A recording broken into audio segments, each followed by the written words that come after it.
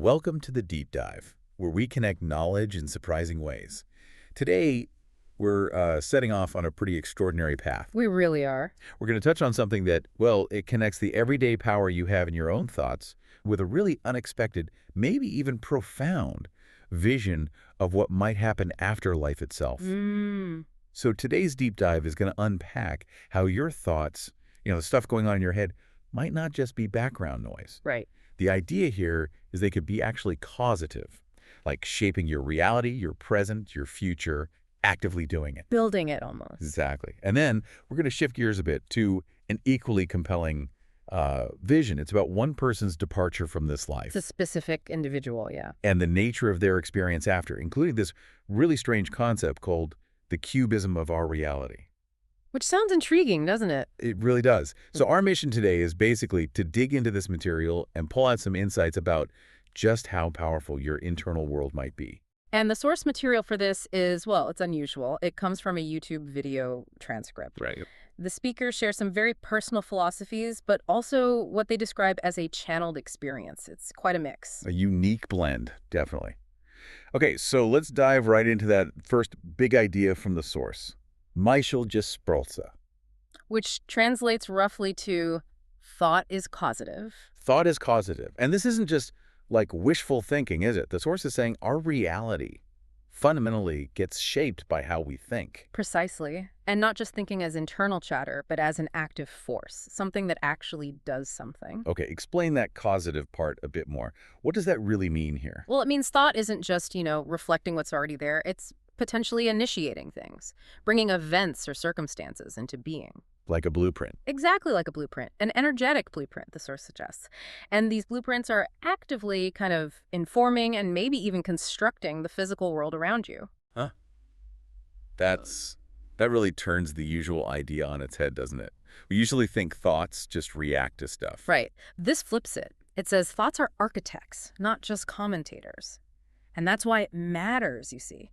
If our mental processes are that formative, well, our internal world isn't passive, it's more like an engine. An engine for our development, for our future. Yeah, shaping what comes next. Okay, and the speaker in the source, he gives a really concrete example, right? A personal story. He does. It's quite vivid. He talks about living maybe over 17 years ago in this tiny apartment, like really small, under 50 square meters. Wow, that is small. Yeah, with his wife, her daughter, and his son. 4 people in that space, you can imagine. That creates a certain pressure, right? Absolutely. Feeling constrained like that, it must have really fueled a desire for something different.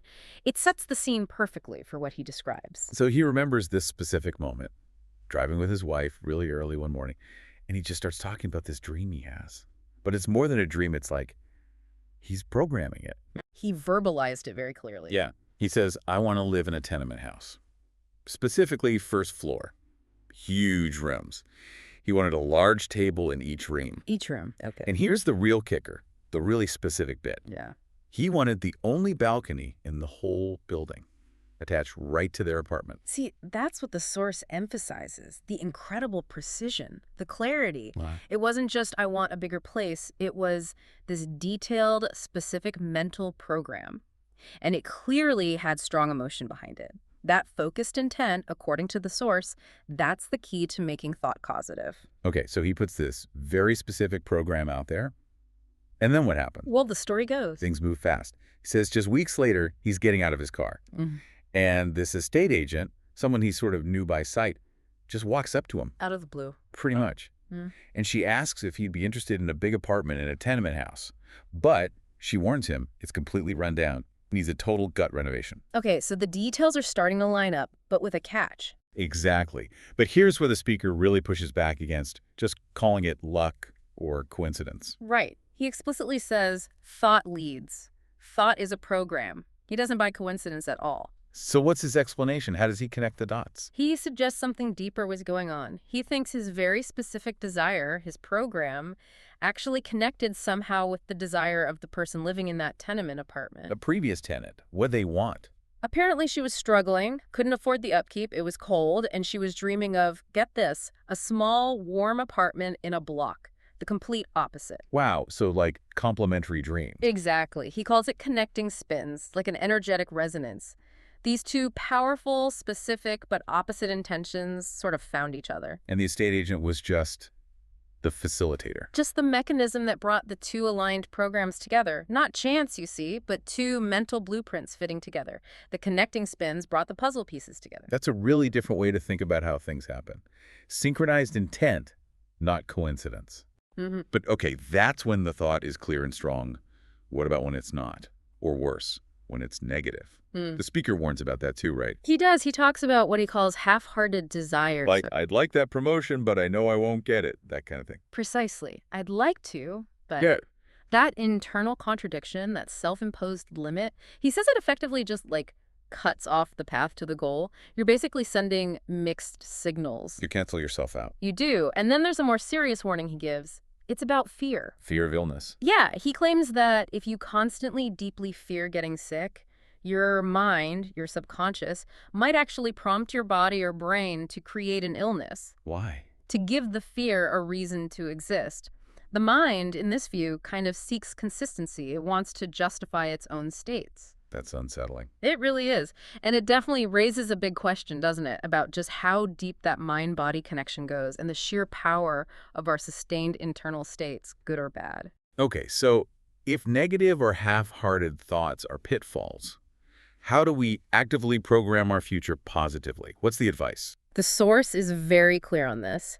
Thinking needs to be, and these are his words, positive, genuine, sincere, and concrete. Positive, genuine, sincere, concrete. Got it. But there was another crucial part, wasn't there? Something about current reality. Yes, this is vital. He says, do not evaluate dreams by current possibilities. Don't limit your dreams based on what you think is possible right now. Exactly. Because that's our default, isn't it? We filter our hopes through our present circumstances, our limitations. Yeah, I can't afford that. That's impossible for me. Right. But the source argues, if you can think it, if the idea exists in your mind, then it's already possible on some level. Because thought itself is the first step of creation. That's a powerful reframe. Thinking it makes it possible. It is. And he uses this great analogy. Treat your future like a new hand of cards. You have to leave the heavy luggage behind, all the past failures, the self-doubt, the times you didn't accept yourself.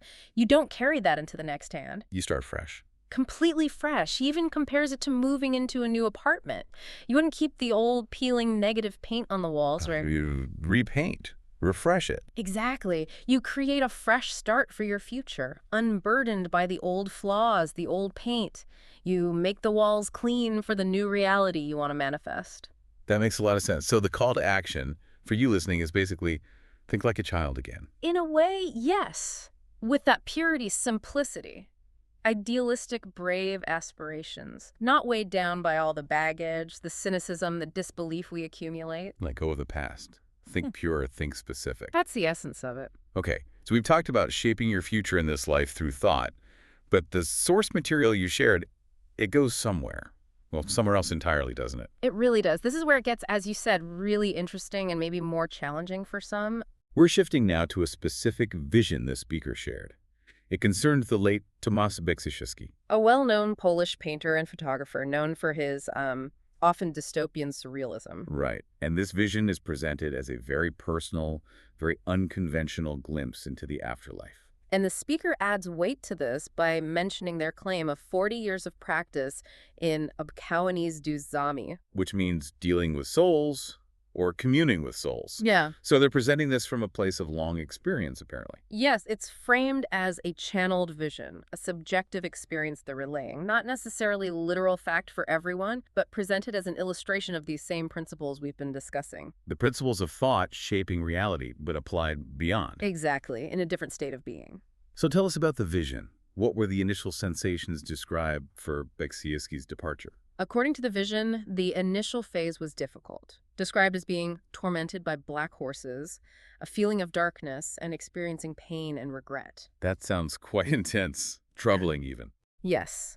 But the vision also adds some context. It suggests the departure itself was thought out and prepared some time before. Implying it was a conscious decision. That's the implication. It even mentions a conversation he supposedly had with a man who knew what he would do, hinting at a planned or perhaps assisted end. Okay, so after that initial dark phase, what happened in the vision? Where did he find himself? He appeared, the vision says, in a brownish-brown empty space, but strangely clean. That was a specific detail. A clean, empty, brownish space.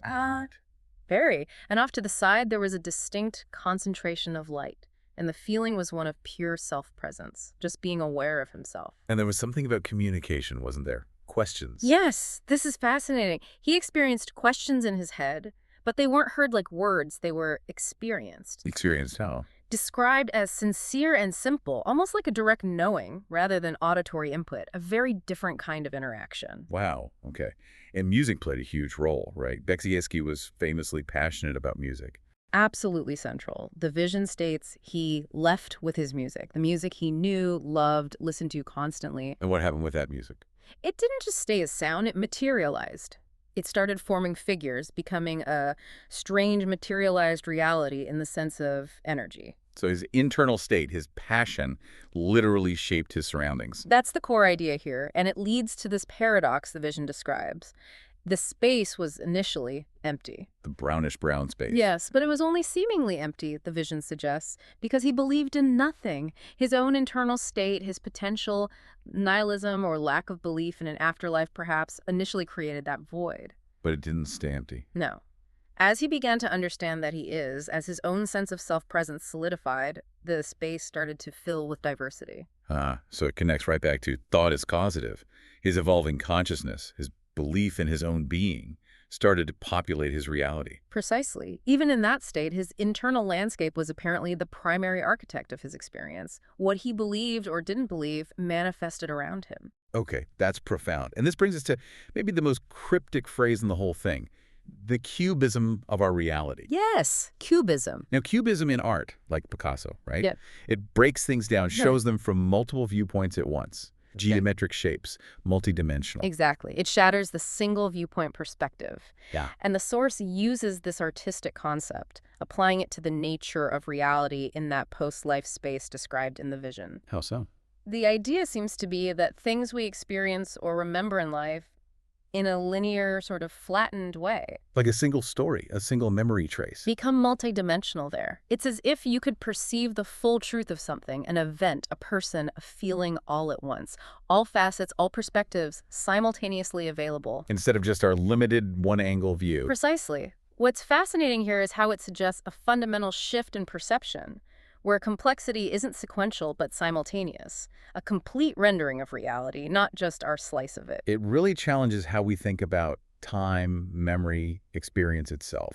And there was one other little detail in the vision, a name mentioned. Yes, the phrase, Roman, you were right. Just that. Just that phrase, emerging in the vision. The source notes that commenters on the original video suggested it might refer to friends of Beksiński, like Roman Orogowicki or Roman Kasecki, but there's no confirmation. Just a small, personal, almost poignant detail within this larger cosmic vision. It adds a layer of human connection, doesn't it? It does. Okay, so we've journeyed through these two quite different yet connected territories from the source material you provided. The power of thought in this life, and this vision of consciousness shaping reality beyond life. So what does this all mean for you listening right now? How do we connect these threads? Well, it seems both parts, in their own unique ways, are pointing to the same fundamental thing, right? The incredible power of your internal state. Your thoughts, your beliefs, your focus. Even perhaps your lack of belief, as shown in the vision's empty space. It all seems to directly shape the reality you perceive and experience. Both here and now, potentially, and maybe even in whatever comes next, according to this particular source's vision. Yeah. And this really raises an important question, I think. If our internal world, our consciousness, is that powerfully formative, It's really the architect. then how much of everything we experience right now and maybe beyond is just a direct reflection of what's going on inside us? It pushes us to reconsider the very nature of reality and our role in creating it. It suggests we have maybe far more influence or even responsibility than we usually think. A much more active role, certainly. Okay, that is definitely a lot to chew on. Yeah. So just to recap the core insights we've distilled from this source. First, this idea of the transformative power of your thoughts. If they're clear, positive, genuine, and unburdened by past limits or current perceived limitations, they can act as a program for creating your future. The concept of thought is causative.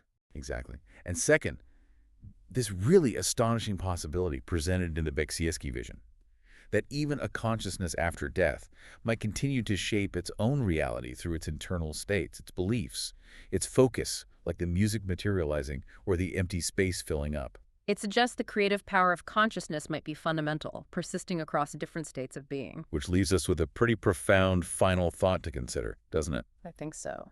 If your mind truly holds this kind of causative power, if it can influence your present, program your future, and maybe even sculpt your reality after you depart this life, Then what? then what greater responsibility or perhaps opportunity do you have right now than to consciously cultivate your inner world, to make it pure, expansive, hopeful? To become a more deliberate architect of your own experience. Yeah. What if that cubism of our reality, that multifaceted truth, isn't just something encountered later, but is actually a continuous masterpiece that you are generating moment by moment with every thought you choose to hold? A self-generated masterpiece, constantly unfolding. Think about that.